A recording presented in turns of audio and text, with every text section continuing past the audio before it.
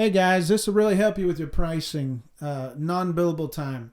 It's a huge cost that a lot of people know the term and are a little bit familiar with it, but really are not really understanding how much it's really costing you. So non-billable time is just simply any time that you have to pay for an employee when you pay them hourly, of course, that they are not actually producing a revenue where you can bill for that time. One of the most important concepts for contractors is non-billable time. You might think, look, I pay a guy $30 an hour. That's what he costs me to work, which is already not at all the reality. You have the reality is this. I got some notes here. I want to get it right. You're often paying $50 to $70 an hour before an efficiency.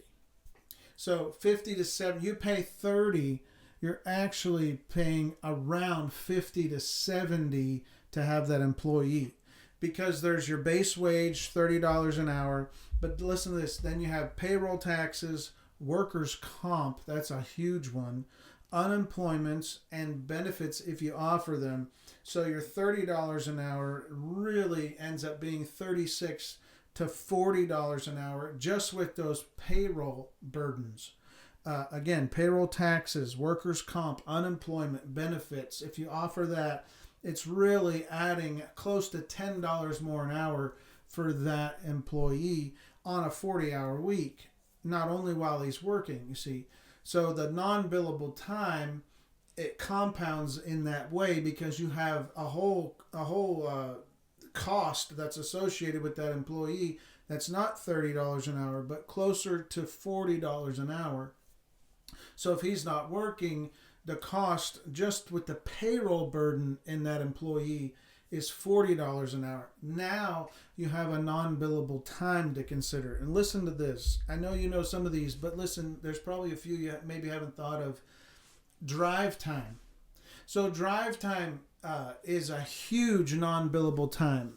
In the industry standard for a service, a home service, a service call, right, is 50% of that employee's time is non-billable. That's just the average.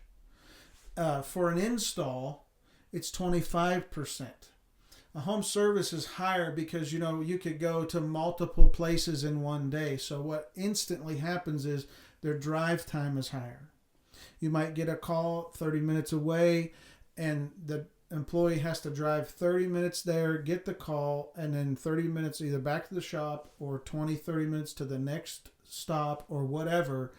And their time compounds throughout the day. And sometimes they're only at a place 30, 40 minutes, and that's your billable time. And hopefully you have just a set standard, show up fee. If I'm going to show up and diagnose something in your furnace or whatever, this is the minimum cost. I hope you have that. Even if it's a quick fix, we got to get paid. We're sending our guys out here and it's expensive. So non-billable time compounds in that drive time. But listen, think of this also. There's a lot more to it. Picking up materials, whether you have a shop that's loaded with materials that you pull from, and without fail, you got to run to the store and grab something, it seems like, without fail when you're working on a job. So you get everything you can think of in the truck and you're all set up, and you go to grab the screws for whatever, the window trim, and oh crap, we're out of screws. Like we used our last 10 and we need about 50 more to finish this job. So that inevitably that happens. Somebody's running to the store off the job site to grab a few things. Hopefully we can get that down to one trip and not somebody's running all day long, because then look, there's no billable time for the employee that's driving to go get supplies. So whether you're just having them stock out of your warehouse in the morning for almost an hour, getting the job ready, getting the supplies ready, getting the materials ready, the lumber, the windows, whatever you're doing, shingles, metal roofing, you got to run to the metal roofing place, pick that up. Somebody has to do that. and you're paying all that time. So yeah, your drive time is one of the highest, but material pickup is really close into how much time it takes you to get ready just so you can go do a job. Remember, billable time is when we can charge the customer, and that creates revenue for us. And without being able to maximize our billable time, we're losing a lot of money. So this will help us figure out our pricing. So we got drive time, we got picking up materials, we got shop time. Sometimes they're just in the shop building something that's going to go into a customer's location or whatever. You know, a lot of things happen in the shop. How about meetings? You have meetings in the morning. What's the update on the Smith job or whatever? You have trainings. You have OSHA trainings. You have training for the next piece of equipment or whatever. Safety trainings that are mandatory. All these things, it just keeps compounding for non-billable time. And then you have callbacks and warranties. And if we worked with a company, man, and their warranties, it was killing them because they had some bad sub crews putting in windows for them. And they were going back constantly doing warranty work, and that is all non-billable time. So the subs would come in, think of it, the subs would come in and put in the windows just willy-nilly, and then the business owner would warranty that work, and then the subs are nowhere to be found on the warranty work. They're on another job. They can't come right away. Yeah, we can come in 6 weeks, so they're not going to do that. So they would send their employees to do that, and that just killed that company. We have got to shut that off somehow. So warranty work, coming back to fix something that's under warranty, is supposed to be 100% covered. If it is, then that's all non-billable time, and it may take a day, 2 days, all kinds of work of non-billable time. We built a house, and they did the bathroom wrong, and we had that guy back probably 5 or 6 times because the thing just kept leaking into the closet. And I wish I would have known some of you all to put that in for us, as I'm sure you do better work than that. It was crazy. But anyway, so callbacks and warranty, also idle gaps in the schedule. Say it's the end of the day, you finish up a job, maybe it took a little longer than you thought, and now they only have about an hour left in their workday. Well, you're not going to drive 20 minutes and go into a house for 10 minutes and then take and tear out a couple of things, clean it up, and then drive 30 minutes back to the shop just so you can work for your last hour of the day. So a lot of times you'll just bring them back to the shop and they'll straighten around something, maybe prep for tomorrow's job if they're able to or whatever. So idle time in gaps in calls, or even if you don't have work for that afternoon, you have a job lined up for tomorrow morning, but nothing there that you're able to go to tonight. Stuff like that happens a lot. So look, a recap. Drive time, it's huge. Picking up materials and planning the job is such a big, expensive time. Shop time, meetings, trainings, warranties, and idle gaps in your jobs and schedule that you have. So a lot of time is wrapped up into keeping an employee. It's called non-billable time, and you have to price accordingly. So if you are paying, let's start here. If you're paying your employee $30 an hour, and that's an 8-hour day, well, my goodness, that's $240, right? $30 an hour, 30 times 8, 240. It's real easy. But the industry standard for installs, 25% of their time is non-billable. Okay?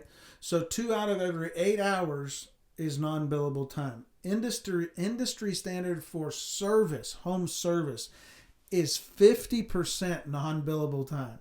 So 4 out of every 8 hours that you have your employee working, you're not able to create an invoice and charge a customer for that time. Half of their day, if they get paid $240 in a day, every day, $120, you're not able to charge for that time if they're the service and they're driving here and there and doing this and that. So that's just the standard. You have to get to the company. You have to get to the job. The customer has to understand and has to be willing to pay you, to get to the job. So we need to not feel bad. we cannot feel bad. I know a lot of guys in the home service are just good, honest guys working hard. A lot of construction guys, just good, honest guys working hard, not wanting to rip off their customer, and that's awesome.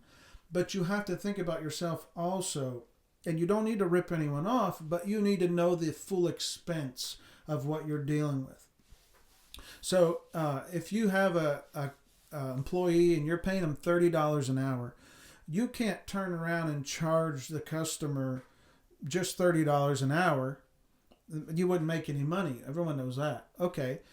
So you're going to charge him $50 an hour, or maybe $60. You'll double his price. You say, okay, I'll charge $60 an hour. And this way I'll be able to make a good income. He'll get the jobs done. But then at the end of the month, you always look and there's no money. And you're like, where in the world? We worked a bunch of jobs. How are we not making money? It's non-billable time. Remember the example, if you have a $30 an hour employee, the actual payroll burden is 15 to 30% higher. So that is actually $36 to $40 an hour that employee is costing you. That's just the payroll burden. That has nothing to do with non-billable time. Now you add in the non-billable time, which is 25% for install. It's planned out a little better. Installs are a little more straightforward. And then 50% non-billable time average for your service techs. So they are driving around, finding places, different things, looking at, figuring out what all they need to get there, all the things we talked about. So the real true cost for a $30 an hour tech is often $70 to $100 per billable hour. Okay, think about that. Per billable hour. And that's just real simple insurance, vehicles, software, tools, office, rent. All these things are figured in here. Okay, so if it's $30 an hour, I'm paying an employee. I need to be able, what's actually cost, I'm not talking about profit yet. The true cost of that $30 an hour employee is already $70 to $100 an hour. Okay, so back to our original example. If I am taking an employee on for $30 an hour, and he goes and does a job installing a furnace or whatever, gutters, anything, he installs, and I bill the customer for the products. I mean, you ought to have a markup on your product. You ought to have a markup. It costs you money to go get that stuff from the store. You have to mark up your product. Everyone does that. It's completely fair. Someone has to shop for this stuff. It's non-billable again. So you have your employee. You're charging. You're paying your employee $30 an hour. Okay.